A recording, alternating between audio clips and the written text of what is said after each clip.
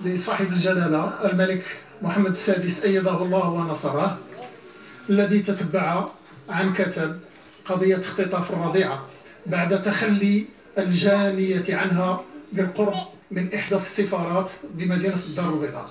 وأعتقد أن الضغط وتضييق الخناق على الفاعلة هو الذي جعلها تقوم بتصرفها.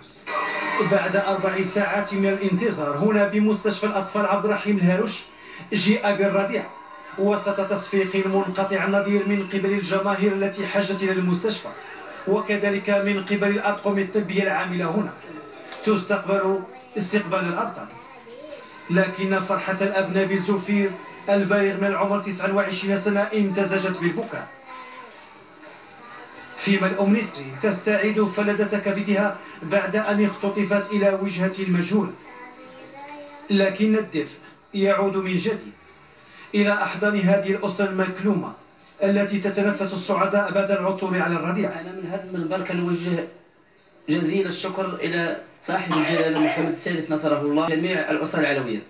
رجعت لي بنتي فرحت بزاف واحد الفرحة ما كتصورش بزاف، وكنشكر جلالة الملك.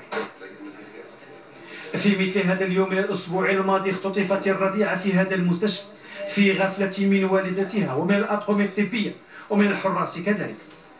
أشكر جميع المواطنين على ما أبانوا عنه من حس وطني عال وتضامن منقطع النظير مع أقرباء المجني عليها من خلال تفاعلهم المسؤول مع الصورة التقريبية للمبحوث عنها المنشورة على متن وسائل الإعلام. وتعود الرضيعة إلى حضن والديها بعد أسبوع من الاختفاء.